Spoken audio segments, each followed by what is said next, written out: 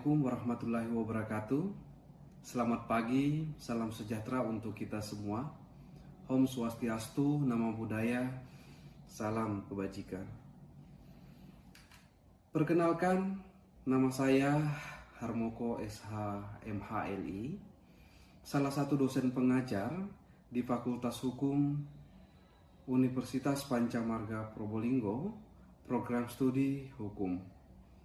Saya menjadi dosen di Universitas Pancamarga sejak tahun 2018 hingga sekarang. Dan konsentrasi keilmuan saya adalah hukum acara.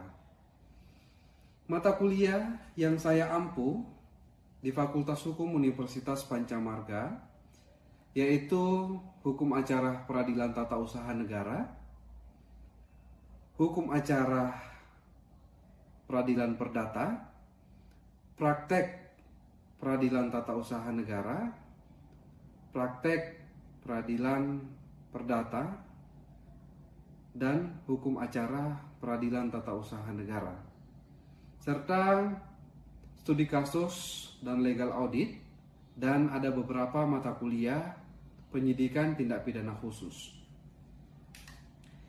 Pada video ini, saya akan menyampaikan PDD UKT-PT di bidang pengajaran. Salah satu mata kuliah yang saya ampu yaitu Hukum Acara Peradilan Tata Usaha Negara. Deskripsi singkat mata kuliah ini merupakan mata kuliah wajib dalam kurikulum Fakultas Hukum Universitas Pancamarga yang ada pada semester 5 dengan bobot 2 SKS. Mata kuliah ini sangat bermanfaat bagi mahasiswa untuk mengasah kemampuan prakteknya di dalam bidang hukum, khususnya dalam bidang peradilan tata usaha negara. Capaian pembelajaran pada mata kuliah ini, yang pertama adalah mahasiswa memahami dan mampu menjelaskan tentang hukum acara atau proses beracara di pengadilan tata usaha negara. Yang kedua, mahasiswa mempunyai skill untuk membuat surat kuasa dengan baik dan benar. Dan yang ketiga, mahasiswa mampu menyelesaikan permasalahan-permasalahan yang terjadi di dalam masyarakat secara profesional, berintegritas, dan berkarakter. Metode pembelajaran yang saya terapkan dalam mata kuliah ini yaitu ada metode ceramah, diskusi, praktikum, brainstorming, student-centered learning, dan case-based learning. Sistem pembelajaran dalam mata kuliah ini yaitu ada dua, sistem asinkronus dan sistem sinkronus, yaitu tatap muka di kelas dan daring by Zoom. Rencana pelaksanaan pembelajaran pada mata kuliah ini sebanyak 16 kali, 14 kali teori, dan 2 kali pertemuan ujian yaitu UTS dan UAS pada pertemuan ke-8 dan UAS pada pertemuan ke-16. Asesmen atau penilaian pada mata kuliah ini yaitu ada 4. Yang pertama adalah kehadiran, yang kedua adalah tugas, dan yang ketiga UTS, dan yang keempat adalah UAS. Kehadiran prosentasenya adalah 30%, tugas 20%, UTS 20%, UAS 30%. Jadi total keseluruhan dari 4 indikator tersebut adalah sebanyak 100%. Dengan indikator penilaian tersebut, diharapkan mahasiswa dapat memenuhi semua indikator penilaian tersebut untuk mendapatkan nilai maksimal, yaitu dengan nilai A. Selanjutnya, pada video ini saya akan mempraktekkan proses pengajaran atau micro teaching dengan materi perkuliahan pada pertemuan kedua mata kuliah Hukum Acara Peradilan Tata Usaha Negara.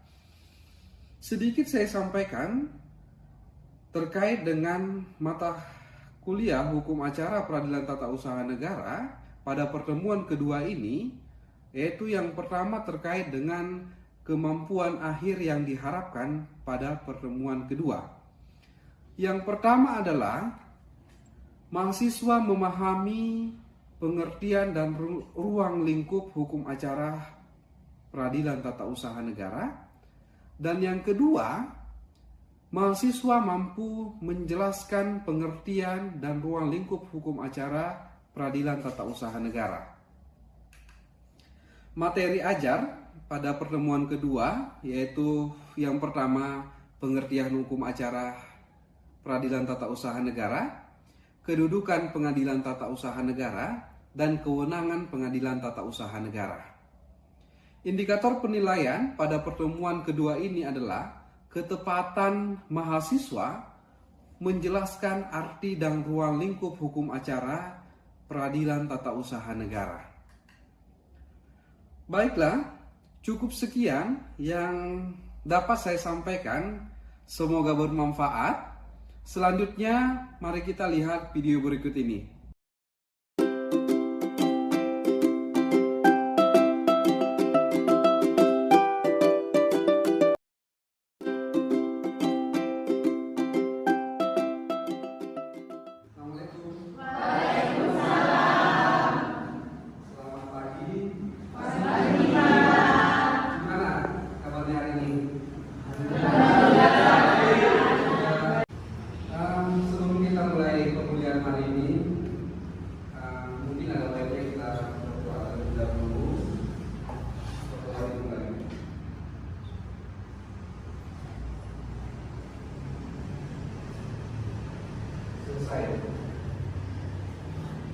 Oke, baiklah, dalam mata kuliah hukum acara peradilan tata usaha negara ini materi pokok yang menjadi pokok pembahasan dalam perkuliahan kali ini ada pengertian hukum acara PT-UN, ada kedudukan PT-UN, dan ada kewenangan pengadilan tata usaha negara. Ya, jadi tiga inilah pokok materi yang akan kita diskusikan pada pertemuan kali ini. Yang pertama adalah hukum acara peradilan tata usaha negara. Ya. Kalau berbicara terkait dengan hukum acara, jadi berbicara bagaimana rangkaian peraturan-peraturan yang memuat bagaimana cara harus berpindah satu sama lain untuk melaksanakan perjalanannya peradilan tata usaha negara atau administrasi negara. Gitu ya. Jadi kalau berbicara terkait dengan hukum acara, jadi berbicara terkait dengan rangkaian atau aturan-aturan mulai dari orang membuat gugatan, didaftarkan sampai pada persidangan. Persidangan awal sampai dengan akhir putusan, bahkan bagaimana eksekusi dan upaya hukumnya. Inilah yang dimaksud dengan hukum acara ya, di pengadilan tata usaha negara. Paham ya? Secara sederhana, hukum acara diartikan sebagai hukum formil yang bertujuan untuk mempertahankan hukum material. Paham hukum formil itu apa? Apa hukum formil itu? Hukum formil itu jadi hukum yang berbicara terkait dengan bagaimana hukum acaranya. Saya kasih contoh ya. Kalau hukum formil, misalnya KUHP, kita undang-undang hukum acara pidana. Hukum materialnya adalah KUHP, betul, gitu ya. Kalau hukum formilnya adalah KUHP, kita undang-undang hukum acara pidana, materialnya adalah KUHP. Kalau berbicara terkait dengan tata usaha negara, hukum formilnya apa? Hukum acara peradilan tata usaha negara. Hukum materialnya apa? Hukum administrasi. Aneka ragam istilahan, gitu ya.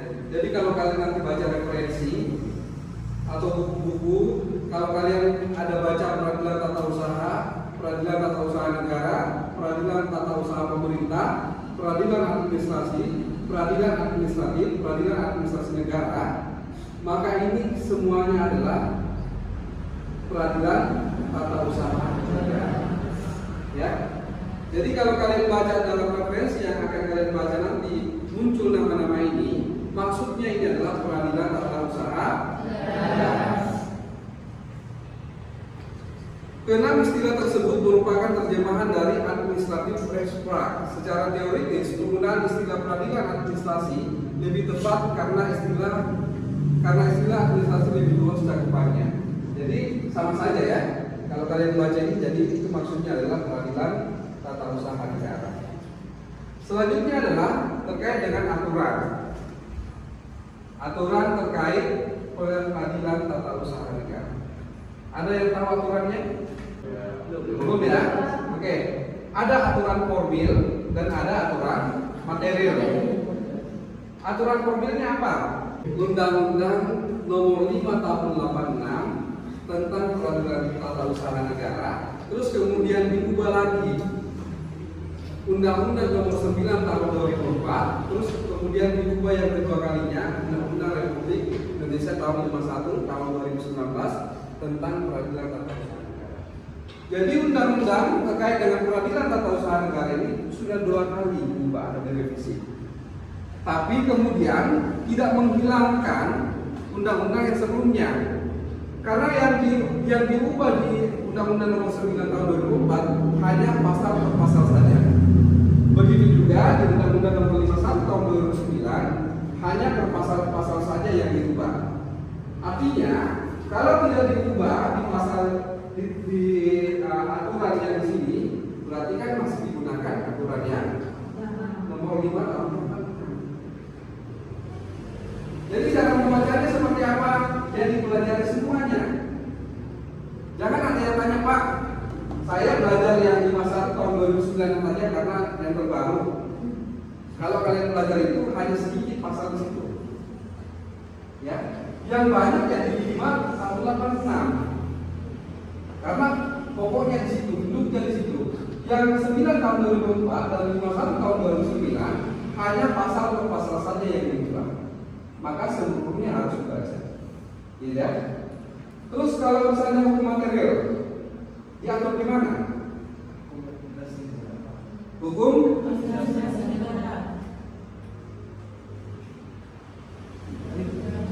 Undang-Undang Republik Indonesia tahun 30 tahun 2014 tentang administrasi pemerintahan. Aturan materialnya di sini di Undang-Undang 30 tahun 2014 tentang administrasi pemerintahan dan aturan-aturan turunan lainnya, ya, terkait dengan pemerintahan dan kepegawaian.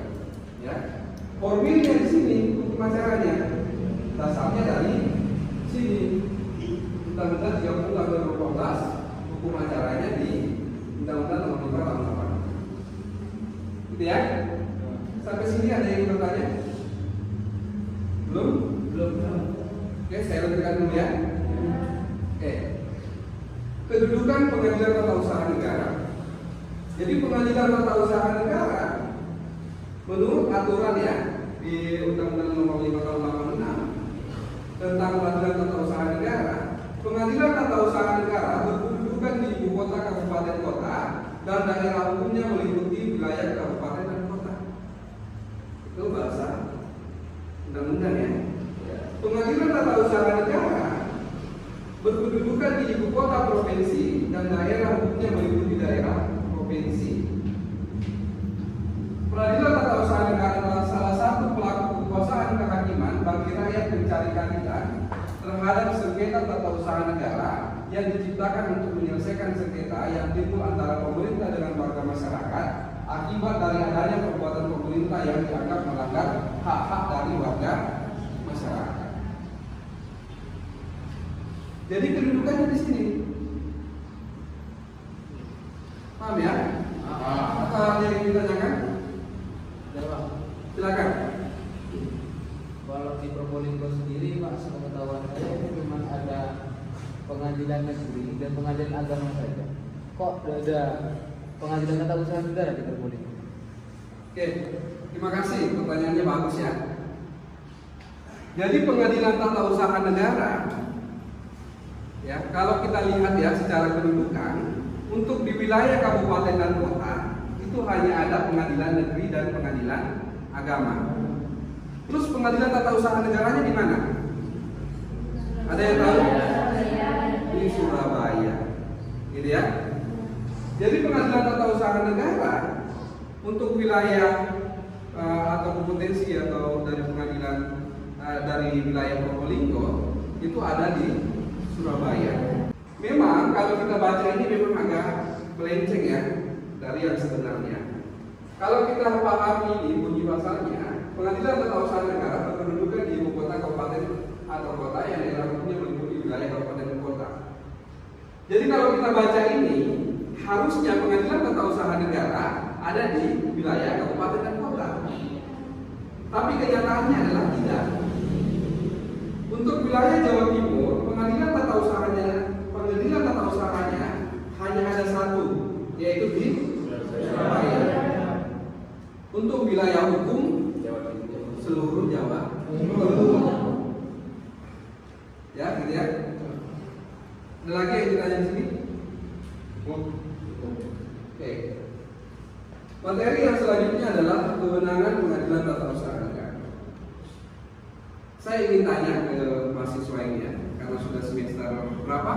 6. Artinya sudah semester 6 itu sudah banyak paham terkait dengan hukum, gitu ya. Saya ingin tanya terkait dengan kewenangan, gitu ya. Kalau berbicara terkait dengan kewenangan, ini kan ada kewenangan apa?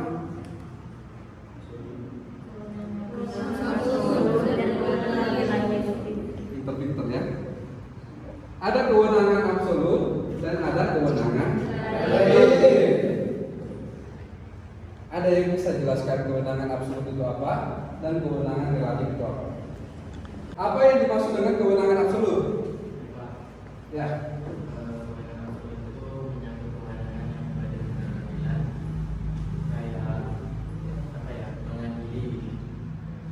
Badan peradilan yang mengadili. Yang lain? Ada? Itu merupakan salah satu kewenangan yang dimiliki oleh pengadilan untuk memeriksa dan mengadili, memutuskan suatu perkara sesuai dengan perkara tersebut. Sesuai dengan perkara. Jadi absolut ya. Jadi kewenangan yang absolut, kewenangan yang mutlak, ya. Hanya pengadilan itu yang berwenang untuk mengadili. Ya. Jadi kalau berbicara terkait dengan kewenangan atau kompetensi, dan seluruh pengadilan, ya, ada kewenangan absolut dan ada kewenangan relatif. Jadi kalau berbicara terkait dengan kompetensi absolut atau kewenangan absolut, jadi dia menyangkut kewenangan badan peradilan. Badan peradilan apa yang memeriksa dan mengadili suatu perkara. Jadi berbicara terkait dengan peradilan. Peradilan ya. Kalau di Indonesia sistem peradilannya mengandung sistem apa? Hukum kita ini mengandung sistem apa sih? Civil law atau Eropa kontinental. Ya. Kalau Eropa kontinental berarti sistem peradilan yang ada di Indonesia ada berapa? Ada 4. Ada 4. Sistem peradilan di Indonesia ada 4. Yang pertama, Peradilan umum, peradilan agama, peradilan UN. Coba Radit, peradilan umum, peradilan agama, peradilan tata usaha negara, dan peradilan militer. yang lain mana? Jadi bisa jadi sini ya. Sebagaimana dalam undang-undang kekuasaan yang tadinya kita mengenal ada 4 lingkungan peradilan. Ada peradilan umum, ya, ada peradilan tata usaha negara, ada peradilan militer, dan ada peradilan agama. Kalau saya tanya, pengadilan negeri itu ada di peradilan mana? Ada di peradilan umum, betul. Ya. Ada namanya pengadilan tindak pidana korupsi. Itu di bawah peradilan apa? Umum. Ya. Kalau pengadilan negeri tentu ada di setiap kota dan kabupaten. Itu kalau pengadilan negeri dan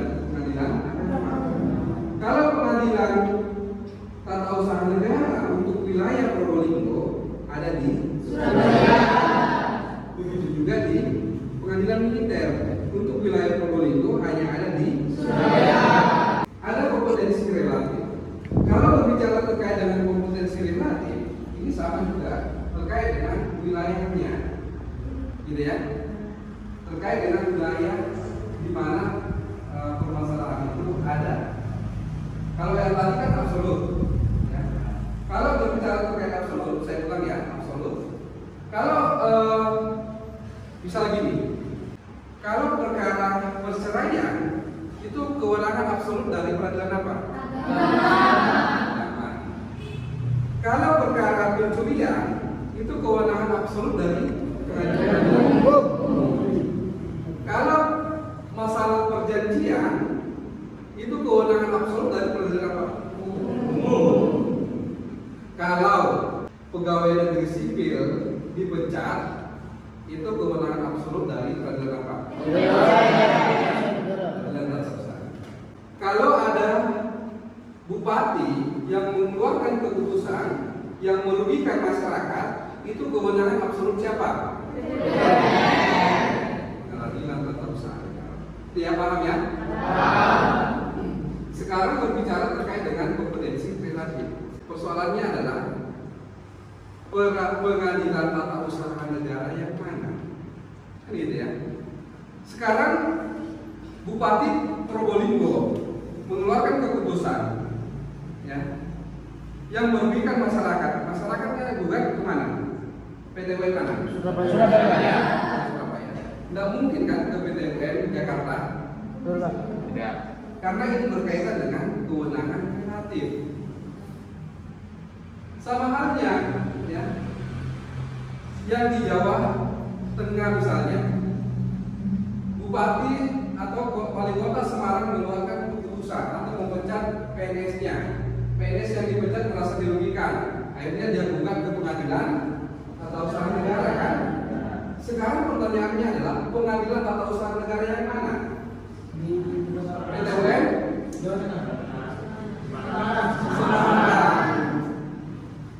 Tidak mungkin dia akan diadili di pengadilan tata usaha negara Surabaya karena berkaitan dengan kompetensi atau kewenangan relatif berdasarkan wilayahnya, gitu ya? Berdasarkan wilayahnya. Oke, sampai sini ada yang ditanya? Cukup. Buku paham ya? Silakan, Mas. Apa saja yang bisa digugat di pengadilan? Bagus ya pertanyaannya. Jadi pertanyaannya adalah apa saja yang bisa digugat di pengadilan tata usaha negara? Ya. Yang pertama yang bisa digugat sudah saya tadi jelaskan ya, terkait dengan sengketa kepegawaian. Ada PNS yang dipecat.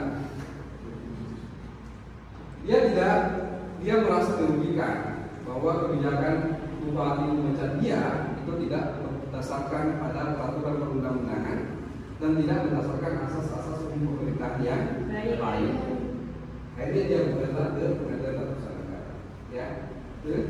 Terus kemudian ada bupati mengeluarkan surat keputusan, apapun itu ya keputusannya, misal pencabutan izin, tidak memberikan izin, terus kemudian pembongkaran, rehabilitasi atau apalah keputusan yang merugikan masyarakat. Inilah kemudian masyarakat bisa menggugat di ya. Terus kemudian apa lagi? Misalnya ada kepala desa memberhentikan perangkatnya, ini juga di pengadilan. Terus kemudian ada lagi, atau saya ingin tanya deh, Badan Pertanahan Nasional bisa nggak digugat di PT UN? Bisa. Dalam perkara apa Badan Pertanahan bisa digugat? Sengketa. Jadi yang digugat adalah terkait dengan sah batal atau sah tidak sahnya sertifikat yang dikeluarkan oleh Badan Pertanahan. Gitu ya. Jadi kalau berbicara tentang perkara pertanahan, tentunya ini kan menjadi pembahasan. Kalau misalnya antara Rian dengan Nia sengketa tanah, ya, kalau dia sama-sama ahli waris, ya, Rian dan Nia sengketa waris di pengadilan mana? Pengadilan agama. Ya, sekarang Rian dengan Nia itu ada perjanjian jual beli, tapi kemudian salah satunya uang prestasi. Di pengadilan mana diselesaikan? Di pengadilan umum, di pengadilan negeri, ya. Ini persoalan tanah.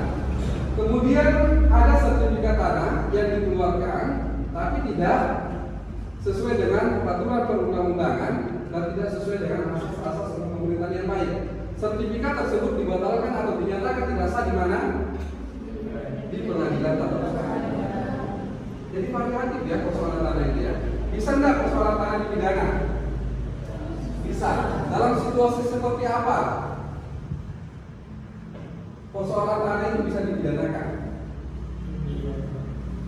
Nah, misalnya penyebutan tanah, gitu ya. Misalnya dalam pengurusan tanah ada unsur penipuan, ada unsur tipu muslihat, ada unsur pemalsuan. Inilah kemudian bisa dipidanakan. Gitu ya? Ya. Paham? Paham. Ada yang mau bertanya lagi? Sudah cukup, Bang. Cukup ya? Oke. Begitulah materi terkait dengan pertemuan kita kali ini, hukum acara pengadilan tata usaha negara. Jadi nanti materi ini juga saya akan share di Siakar. Jadi kalian nanti bisa baca-baca di Siakar materi ini, dan juga nanti saya akan share di WhatsApp grup mata kuliah hukum acara pengadilan tata usaha negara. Oke, sekian. Saya Edi. Assalamualaikum warahmatullahi wabarakatuh. Waalaikumsalam.